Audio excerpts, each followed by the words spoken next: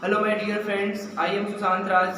Welcome to you on the Goal Study Point. Today we will discuss here some important words of one word substitution which is most important to us for our examination.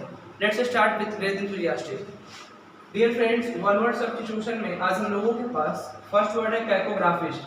कैकोग्राफिस्ट means होता है one who is bad in spelling, मतलब ऐसा कोई भी जो spellings में bad हो, जिसका स्पेलिंग बैड हो, उसे कैकोग्राफिस्ट बोला जाता है. स्पेलिंग उसका बैड हो वो कैकोग्राफिस्ट होगा. नेक्स्ट है कैनिबल. कैनिबल मीन्स होता है one who feeds on human flesh, वह जो ह्यूमन के फ्लेश को फीड करता हो, मतलब कि वह कंज्यूम करता हो, मनुष्य के मांस को खाता हो, उसे कैनिबल बोला जाता है.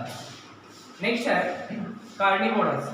कार्निवोरस मीन्स होता है one who feeds on flesh, एक ऐसा पर्सन या फिर वह कोई भी जो फ्लेश, सिर्फ फ्लेश को कंज्यूम करता हो, फ्लेश को फीड करता हो, डेट इज कार्निवोरस. दोनों में डिफरेंसेस क्या है? दोनों फ्लेश को ही कंज्यूम कर रहा है, बट कैनिबल मीन्स हो गया कि जो ह्यूमन फ्लेश को कंज्यूम करे, ह्यूमन फ्लेश को फीड करे, डेट इज कैनिबल. एंड जो सिर्फ फ्लेश, कोई भी फ्लेश, ह्यूमन फ्लेश, कोई भी फ्लेश को वह कंज्यूम कर रहा है, वो कार्निवोरस हो गया. नेक्स्ट है चौविनिस्ट. चौविनिस्ट मीन्स होता है a person who is blindly devoted to an idea. Blindly devoted, किसी आइडियाज में पूरी तरह से अंधभक्त बन चुका हो, मतलब किसी आइडिया को, किसी के विचार को आंख बंद करके समर्थन कर रहा हो, ना उसका पॉजिटिव देख रहा हो, ना निगेटिव देख रहा हो, किसी तरह का कोई भी क्रिटिसाइज नहीं कर रहा हो, किसी भी तरह का कोई भी क्रिटिसाइज नहीं कर रहा हो, वो किसी भी आइडिया को ब्लाइंडली डिवोट कर रहा हो, मतलब पूरी तरह से उसको समर्थन कर रहा हो, किसी विचार में पूरी तरह से अंधभक्त बन चुका हो, उसको चौविनिस्ट बोला जाता है. आइडिया बोल रहा है, किसी पर्सन को नहीं बोल रहा है, आइडिया यहाँ पे दे रहा है. कोई भी आइडिया हो गया, उस आइडिया में अगर वह पूरी तरह से ब्लाइंडली डिवोटेड हो, डेट इज चौविनिस्ट. नेक्स्ट है कोनवाइजर. कोनवाइजर मीन्स होता है अ क्रिटिकल जज of any art and craft. कोई भी आर्ट एंड क्राफ्ट के लिए कोई क्रिटिकल जज, क्रिटिकल जज मतलब कोई महत्वपूर्ण जो जज हुआ, जो कोई भी आर्ट एंड क्राफ्ट को, कोई भी आर्ट एंड क्राफ्ट के लिए जो महत्वपूर्ण जज हुआ, उसको कोनवाइजर बोला जाता है. क्रिटिकल जज हुआ किसी भी आर्ट एंड क्राफ्ट के लिए, उसी को कोनवाइजर बोला जाता है.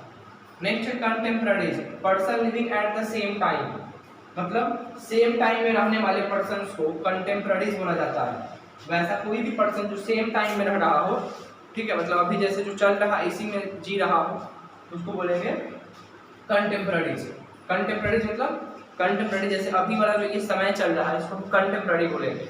जैसे हिस्ट्री में आप लोग पढ़े होंगे कंटेम्पररी इंडिया, इस तरह से कंटेम्पररी इंडिया रहा. कंटेम्पररी इंडिया मीन्स हो गया कि अभी इंडिया कैसा है, प्रेजेंट में कैसा है, उसी के बारे में बोला जा रहा है. कंटेम्पररी मतलब हो गया कि अभी जो इस समय जो प्रेजेंट में जी रहे हैं, ये हमारा प्रेजेंट वाला जो टाइम हो गया, उसी को कंटेम्पररी बोला जाता है. कन्वालेसेंट.